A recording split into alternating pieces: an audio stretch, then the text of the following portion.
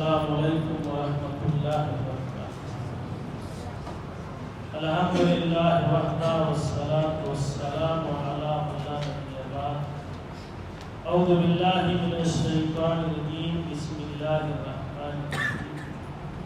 وَإِذَا سَمِعُوا مَا أُنزِلَ إِلَى الرَّسُولِ تَرَىٰ أَعْيُنَهُمْ تَفِيضُ مِنَ الدَّمْعِ مِمَّا عَرَفُوا مِنَ الْحَقِّ يقولون ربنا آمنا فاكتبنا مع الشاهدين۔ یہ 7واں پارہ ہے جو اذا سمعوا کے نام سے جانا جاتا ہے۔ پارے کے شروع میں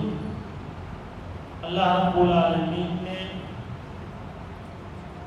کچھ ایسے انصاف پسند لوگوں کا تذکرہ کیا ہے جنہوں نے قرآن مجید کو سنا اور سنتے ہی سمجھ گئے کہ یہ منزل من اللہ کتاب ہے، برحق کتاب ہے،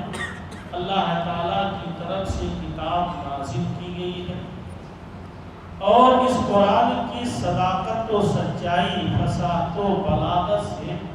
متاثر ہو کر کے وہ رونے لگے، ان کی آنکھوں سے آنسو جاری ہو گئے۔ انہیں انصاف پسند لوگوں کے بارے میں اللہ تعالیٰ نے اس بارے کا آغاز کیا ہے کہ وَإِذَا سَمِعُوا مَا أُنزِلَ إِلَى الرَّسُولِ، جب انہوں نے سنا اس چیز کو جو نازل کی گئی ہے رسول کی طرف، تو آپ دیکھتے ہیں ان کی آنکھوں کو آنسو بہا رہی ہیں۔ مِمَّا عَرَفُوا مِنَ الْحَقِّ، اس سبب سے جو انہوں نے حق کو پہچان لیا۔ یقولون، وہ کہتے ہیں ربنا آمنا، اے ہمارے رب ہم ایمان لائے، فاکتبنا مع الشاہدین، ہمیں بھی گواہوں میں سے لکھ لے۔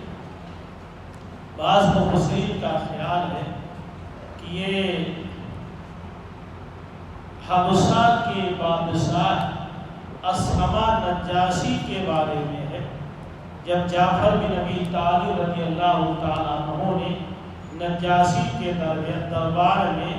ایک زبردست تقریر کی تھی اور وہاں سورہ مریم کی ابتدائی آیتوں کی تلاوت کی تھی، تو بادشاہ وقت متاثر ہو گیا تھا اور مسلمانوں کو پناہ دیا تھا۔ پھر بعد میں اللہ کے نبی نے 6 ہجری کے بعد صلح حدیبیہ کے بعد جب صحابہ کو بادشاہوں کو خطوط لکھے تو پھر دوبارہ اس کے بعد خط بھیجا گیا تھا۔ تو بہرحال اصل اس میں ایک چیز ہے قرآن کی صداقت و سچائی، فصاحت و بلاغت، کہ قرآن وہ کتاب ہے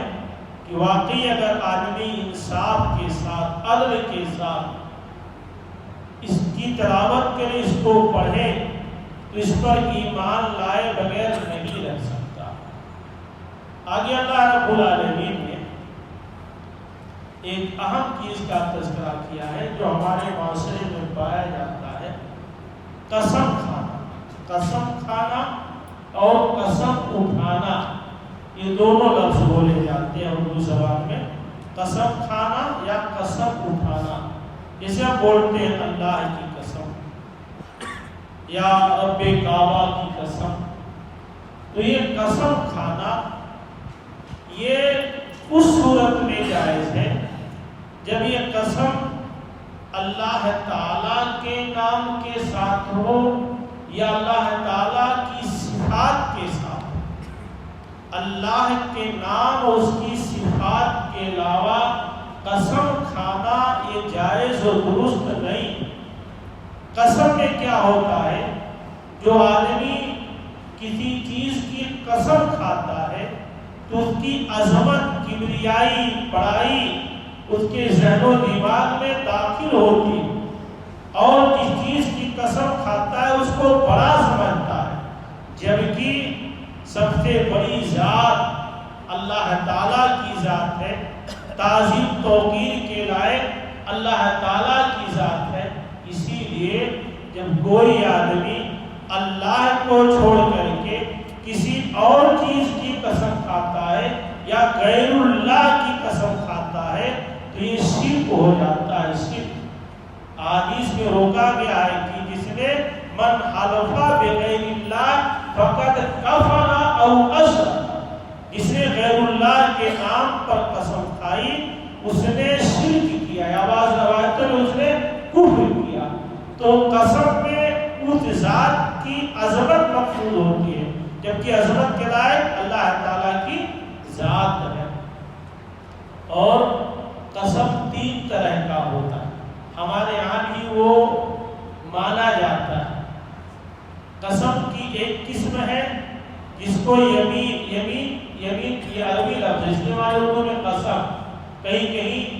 ایمان آتا ہے، قرآن میں آتا ہوگا ایمان، ہم غلطی سے اس کو ایمان بھی پڑھ لیتے ہیں۔ ایمان اور ایمان میں فرق، ایمان کوئی ایمان ہے اور ایمان یہ یمین کی جمع جس کے معنی ہوتا قسم۔ تو ایک ہوتا ہے یمین لغو قسم۔ لغو قسم کیا ہوتا ہے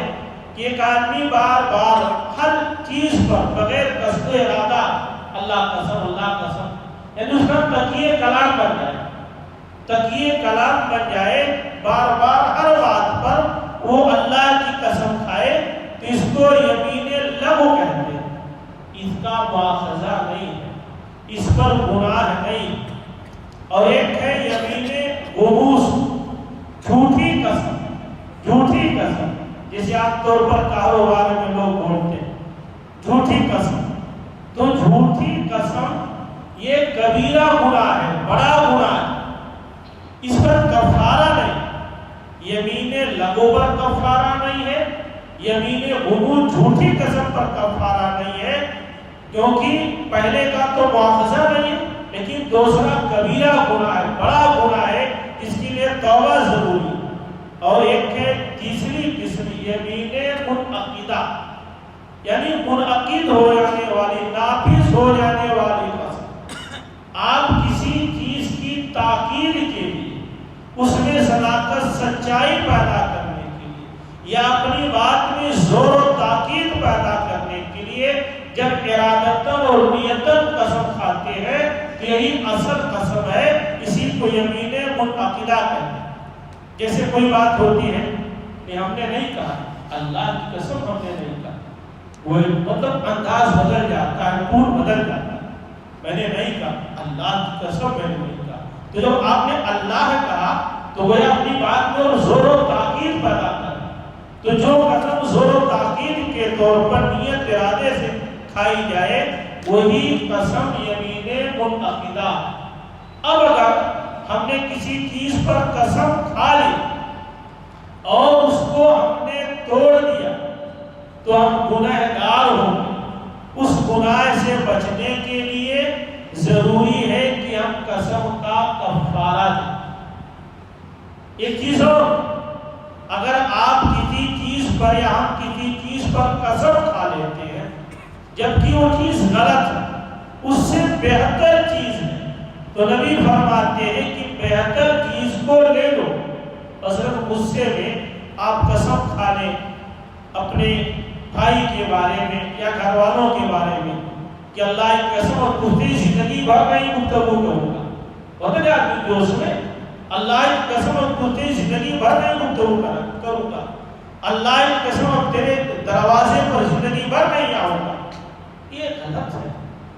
بھائی، خاندان، بہن، اس طرح کی قسم کھانا غلط ہے۔ تو اگر آپ کوئی ایسی قسم کھائے جس میں خیر نہ ہو بلکہ دوسری چیز میں خیر ہو تو نبی کہتے ہیں کہ قسم توڑ کر کے اس کا کفارہ مانگو۔ تو جب ہم قسم کھائیں اور قسم توڑ دیں، قسم کے مطابق نہ چلیں، تو شریعت کی طرف سے کفارہ، اگر کفارہ ہم ادا نہیں کریں گے تو گنہگار ہوں گے، اللہ کے یہاں مواخذہ ہوگا۔ کفارہ کیا ہے؟ 10 مسکین کو کھانا کھلائے، اوسط درجے کا کھانا، بہت اچھے پکوان والا نہیں، اوسط درجے کا جو عام طور پر روٹین سے ہم کھاتے ہیں، تو اوسط درجے کا 10 مسکین کو کھانا کھلائے، یا 10 مسکینوں کو اوسط درجے کا کپڑا پہنا۔ اگر یہ نہ ہو تو ایک غلام آزاد کرے۔ یہ دونوں صورتیں نہ ہوں تو 3 دن کا روزہ، 3 دن کا روزہ رکھے۔ قسم کا کفارہ اللہ نے بیان کیا ہے، لا یؤاخذکم اللہ باللغو فی ایمانکم، اللہ تعالیٰ تمہاری لغو بیکار ایسے ہی بلا قصد ارادہ قسم کھانے والی نیتوں کا مواخذہ نہیں کرتا، وَلَٰكِنْ یؤاخذکم بما عقدتم الایمان، لیکن تمہارا مواخذہ ان قسموں پر کرے گا جو تم پختگی کے ساتھ ارادے اور نیت کے ساتھ کھاتے ہو، فَكَفَّارَتُهُ إِطْعَامُ عَشْرَةِ مَسَاكِينَ مِنْ أَوْسَطِ مَا تُطْعِمُونَ أَهْلِيكُمْ، تو اس کا کفارہ 10 مسکینوں کو کھانا کھلا دینا ہے اس اوسط کھانے سے جو تم اپنے بیوی بچوں کو کھلاتے ہو، او کسوتہم، یا ان کو کپڑا پہنا دینا ہے، او تحریر رقبۃ، یا ایک غلام آزاد کر دینا، فمن لم یجد، تو جو آدمی کھانا کپڑا یا غلام کی استطاعت نہ رکھتا ہو، فصیام ثلاثۃ ایام، تو 3 دن کا روزہ رکھنا ہے، ذالک کفارۃ ایمانکم، یہی تمہاری قسموں کا کفارہ ہے، اذا حلفتم، جب تم قسم کھاؤ، واحفظوا ایمانکم، اور اپنی قسموں کی حفاظت کرو۔ تو قسم کے بارے میں یہ قرآن نے تفصیل سے بیان کیا۔ ایک بات پھر آپ جان لیں کہ قسم صرف اللہ تعالیٰ کے نام اور اس کی صفات سے کھائی جا سکتی ہے، اس کے علاوہ کسی اور چیز کی قسم نہیں کھا جا سکتی۔ ایک مسئلہ اور ہے، کبھی کبھی جب بیان کیا جاتا ہے تو لوگ چونکتے ہیں، اسے قرآن ہے، قرآن، تو قرآن کی قسم کھائی جا سکتی، کیوں؟ کیونکہ قرآن یہ اللہ کا کلام ہے، اور کلام یہ اللہ کی صفت، قرآن یہ اللہ کا کلام ہے اور یہ اللہ کی صفت ہے، اللہ کی صفت کے ساتھ قرآن کی قسم کھائی جا سکتی ہے۔ سلف میں سے امام احمد بن حنبل رحمہ اللہ علیہ اسی لیے کئی بادشاہوں کے ذریعہ قید و بند کے شکار ہوئے، جب معتزلہ نے بادشاہ وقت کے ذہن و دماغ میں اعتزال گھول کر کے یہ فتنہ پیدا کیا تھا کہ یہ قرآن بھی مخلوق ہے، جسے ساری چیزیں ختم ہو جائیں گی ایسے قرآن بھی ختم ہو جائے گا، تو سلف کا صحیح بنا یہ ہے کہ ہم جو کچھ بولتے ہیں یہ ختم ہو جائے گا، لیکن جو قرآن ہے، جو کلام ہے اللہ کا، یہ اللہ کے پاس چلا جائے گا، اور اس کو ہم ختم ہونا مانے تو اللہ کی ایک صفت کلام، اس کے اندر نقص اور کمی واقع ہوگی، اور اللہ تعالیٰ ہر قسم کے نقص اور عیب سے پاک ہے، تو یہ کلام اللہ کی صفت ہے، قرآن کی قسم کھائی جا سکتی ہے۔ اس کے بعد اللہ رب العالمین نے شراب کے بارے میں، جوئے کے بارے میں، ایسی پانسے کے بارے میں بیان کیا ہے، کس طرح کی چیزیں یہ شیطانی عمل میں سے ہے، اس سے اہل ایمان کو بچنا چاہیے۔ اس سے جہاں روپے پیسے کی بربادی ہوتی ہے، وہیں کبھی کبھار شیطان کی طرف سے ورگلانے سے، بہکانے سے آپس میں عداوت دشمنی ہوتی ہے، مار پیٹ ہوتی ہے، لڑائی جھگڑے ہوتے ہیں، طرح طرح کی قباحتیں اور برائیاں پیدا ہوتی ہیں، تو اللہ تعالیٰ نے اس چیز سے روکا ہے اور منع کیا ہے۔ آگے چل کے اللہ رب العالمین نے ایک اور اہم بات بیان کی ہے کہ وَإِذَا قِيلَ لَهُمْ تَعَالَوْا إِلَىٰ مَا أَنزَلَ اللَّهُ وَإِلَى الرَّسُولِ، یہ ان لوگوں کے بارے میں ہے جو کتاب و سنت کو چھوڑ کر کے باپ دادا کی روش کو اپنانے کی کوشش کرتے ہیں۔ اللہ تعالیٰ نے بیان کیا کہ جب ان سے کہا جاتا ہے آؤ، تعالو، آؤ اس چیز کی طرف جو نازل کیا اللہ نے، وَإِلَى الرَّسُولِ، اور رسول کی طرف، قالوا، وہ کہتے ہیں وَإِذَا قِيلَ لَهُمْ تَعَالَوْا إِلَىٰ مَا أَنزَلَ اللَّهُ وَإِلَى الرَّسُولِ، جب ان سے کہا جاتا ہے کہ آؤ اس چیز کی طرف جو اللہ نے نازل کیا ہے اور رسول کی طرف آؤ، قالوا، تو وہ کہتے ہیں حسبنا ما وجدنا علیہ آباءنا، ہم کو کافی ہے وہ چیز جس پر ہم نے اپنے باپ داداؤں کو پایا ہے، باپ دادا کا طریقہ ہی ہمارے لیے کافی ہے۔ قرآن تبصرہ کرتا ہے، اب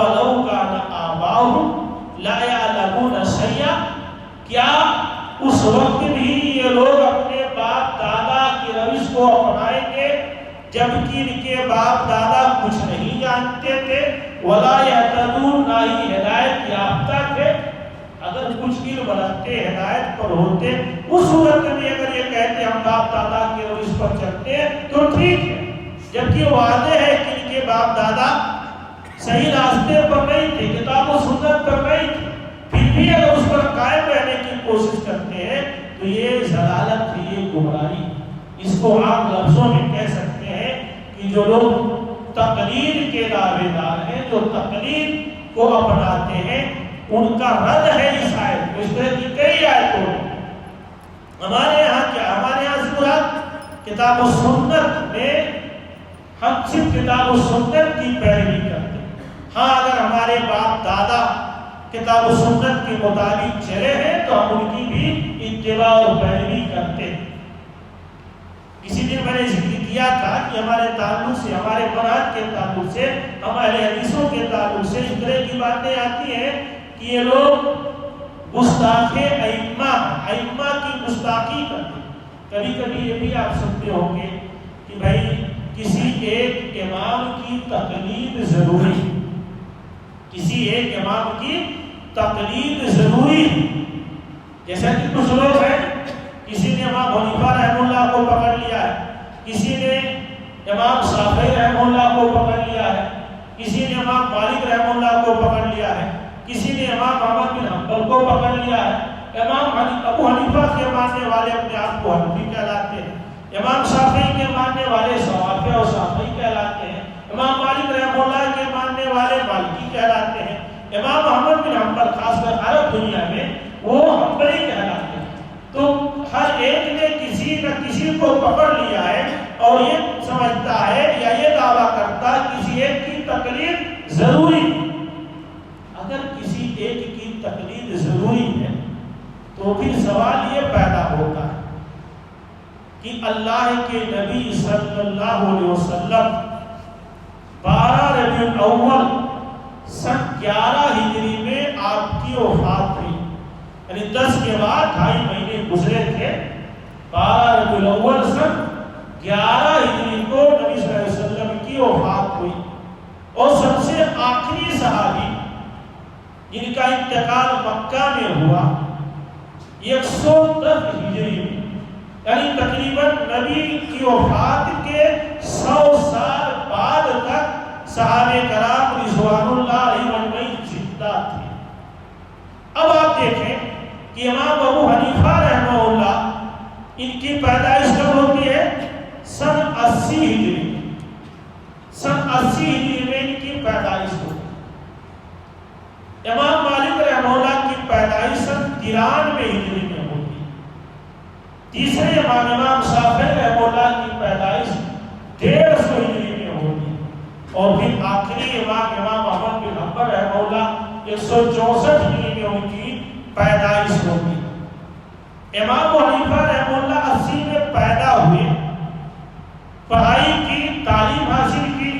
مان لو 20 سال کی عمر تک وہ فارغ ہو گئے، جبکہ ہندوستان کے بہت بڑے عالم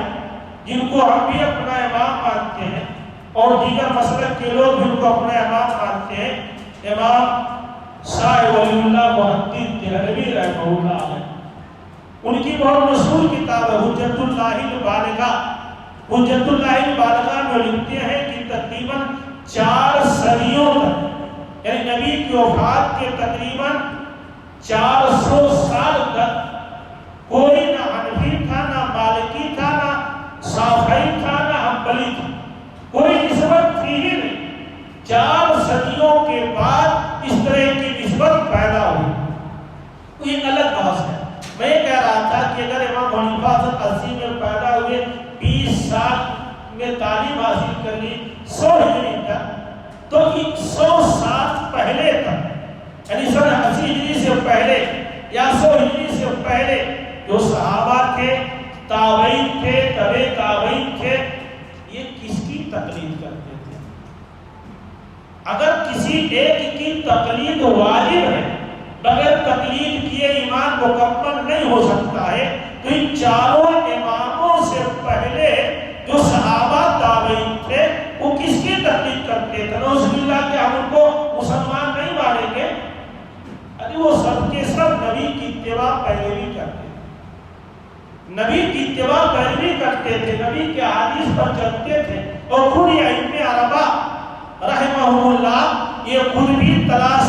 کر کے نبی کی سنت پر عمل کرنے کی کوشش کرتے تھے۔ یہ موقع نہیں ہونا ان کے اقوال بیان کیے آتے۔ امام حنیفہ رحمہ اللہ کہتے ہیں کہ صحیح حدیث ہی میرا مذہب ہے، اگر صحیح حدیث ملے تو اس پر عمل کرو، اگر صحیح حدیث کے خلاف میرا فتویٰ ملے اس پر دیوار پہ مار دو۔ امام شافعی، امام مالک، امام احمد بن حنبل سب کا یہی قول ہے۔ اسی لیے ہم بھی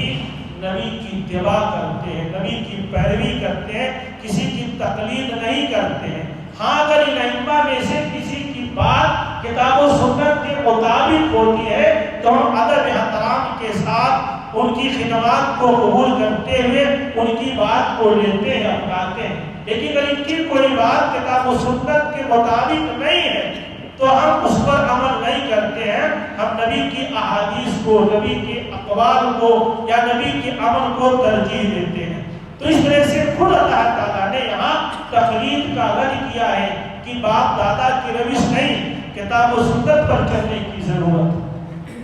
ایک مثال میں دوں آپ کو، مسند احمد بن حنبل کی روایت ہے،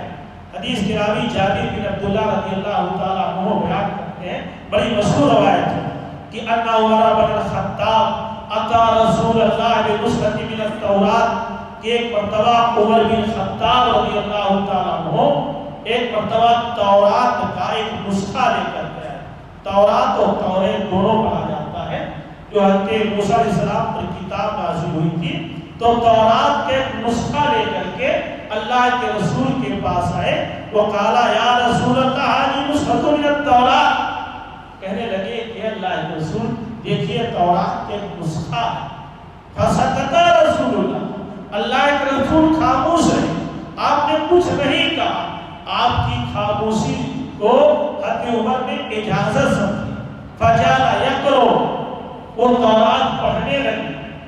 جیسے جیسے پڑھتے جا رہے تھے وہ وجہ رسول اللہ یتغیر، اللہ کے رسول کا چہرہ بدل رہا۔ محفل میں ابو بکر صدیق رضی اللہ تعالیٰ عنہ تھے، انہوں نے عمر کو مخاطب کر کے کہا ثقلت کا ثواقب، تجھے گم کرنے والیاں گم پائیں، اما ترا بوجہ رسول اللہ، اللہ کے رسول کی طرف نہیں دیکھ رہے ہو، اللہ کے رسول کا چہرہ نہیں دیکھ رہے ہو۔ فنظر عمر الی وجہ رسول اللہ، حضرت عمر نے نگاہ اٹھا کر کے رسول کے چہرے کی طرف دیکھا، آپ غصے سے لال پیلے ہو رہے تھے۔ حضرت عمر کانپ گئے، کہا اعوذ باللہ من غضب اللہ و غضب رسولہ، میں پناہ طلب کرتا ہوں اللہ کے غضب سے، اللہ کی ناراضگی سے اور رسول کی ناراضگی سے۔